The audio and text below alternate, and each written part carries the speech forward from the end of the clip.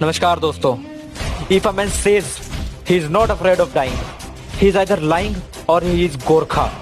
दोस्तों, यदि कोई व्यक्ति कहता है उसे मरने से डर नहीं लगता, तो वह या तो झूठ बोल रहा है या वह गोरखा है।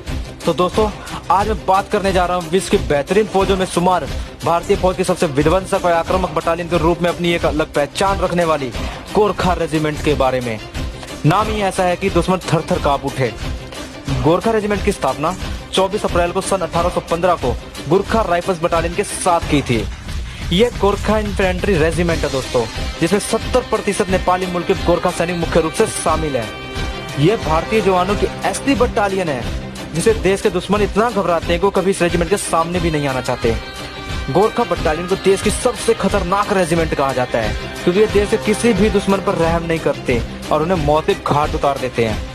और यही वजह है दुश्मन इनका सामना भी नहीं करना चाहते। इनको हमेशा दुश्मनों का काल कहा जाता है। वर्तमान में भारतीय सेना में 7 गोरखा रेजिमेंट में सवारत 39 बटालियन है।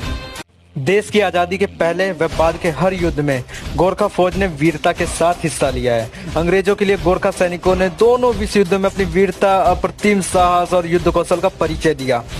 पहले विश्व युद्ध में लगभग 2 लाख गोरखाओं ने हिस्सा लिया था, जिसमें से लगभग 20,000 ने वीरगति प्राप्त की थी दोस्तों।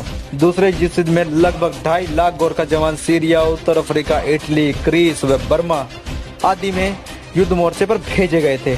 उस युद्ध में 32,000 से भी अधिक गोरखाओं ने अपनी शहादत दी थी। स्वतंत्रता के बाद भी वर्ष 1962 का चीन से युद्ध, वर्ष 1965 और 1971 में पाकिस्तान के खिलाफ युद्ध में गोरखाओं ने जाबाजी के साथ भाग लिया था। चीन व पाकिस्तान से हुई लड़ाइयों में अपनी बहादुरी का लोहा मनवाया था। जंग के मैदान में गोरखा फौजी का केवल एक ही लक्ष्य होता है, दुश्मन का सफाया। इस रेजिमेंट का आदर्श वाक्य है, कायर हुनु बंदा मुंडू रामरो, जिसका अर्थ है कायर होने से मरना बेहतर है, जिसको सुनकर दुश्मन युद्ध के मैदान में थर थर कांप उठता है।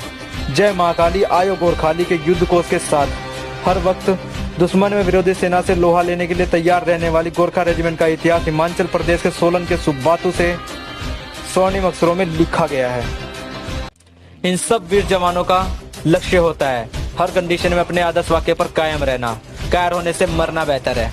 1969 में चीन भारत स्ट्रगल के दौरान 19 बटालियन के प्रमुख धन सिंह थापा 8 गोरखा राइफल्स 1/8 GR अपने वीर कार्यों के लिए परमवीर चक्र जीता। गोरखा राइफल्स के बटालियन के 1/11 GR 1999 के करगिल युद्ध में शामिल थे, जहां लेफ्टिनेंट मनोज कुमार पांडे ने वीर चक्र को अपने वीरता कार्यों के लिए जीता था। कहते हैं शरीर को बनाते हैं लोहा, फिर कहलाते हैं गोरखा। भारतीय सेना की शान गोरखा सैनिकों की ट्रेनिंग 3 फेज में होती है, जो तकरीबन 9 महीने तक चलती है। इस दौरान सैनिकों को पहले 2 फेजों में कठिन पीटी और ड्रिल से गुजरना पड़ता है। पहले फेज में कच्ची मिट्टी पर करीब 7 सप्ताह तक सैनिकों के अंदर जोश और स्टेमिना बढ़ाने के लिए इन्हें हर रोज ड्रिल और पीटी कराई जाती है, जिसमें इन सैनिकों को सेना के अनुशासन और तौर तरीके बताए जाते हैं। फिर शुरू होती है दूसरे फेज की ट्रेनिंग, जो पक्की चट्टान पर होती है। करीब 19 सप्ताह तक इन सैनिकों को चट्टान जैसी जमीन पर ड्रिल करनी होती है। इस दौरान इन सैनिकों के शरीर को लोहा जैसा मजबूत बनाया जाता है। इन सैनिकों के जूते इतने भारी होते हैं कि आम इंसान इन जूतों को पहनकर चल ही नहीं सकता। घोड़े की नाल जिसमें 13 मोटी मोटी कीलें जड़कर इन जूतों को तैयार किया जाता है। इतनी मेहनत, जज्बे, कभी न हार मानने वाले हौसले के साथ तैयार होता है एक गोरखा। न जाने कितने सैनिक दिन रात हमारी रक्षा कर रहे हैं। सभी सैनिकों के जज्बे, हिम्मत और हौसले को हम सलाम करते हैं। हमारे देश के इन जवानों को देखकर, इनके शौर्य की गाथाओं को सुनकर बहुत प्राउड फील होता है। और साथ ही साथ हमारे देश के सभी सैनिकों के लिए बेशुमार इज्जत हमारे मन में है और गर्व होता है कि हमने भारत में जन्म लिया, जिसकी धरती पे शेर पैदा होते हैं। हमारे देश के ब्रेव सोल्जर्स के लिए कुछ कहना चाहता हूँ मैं।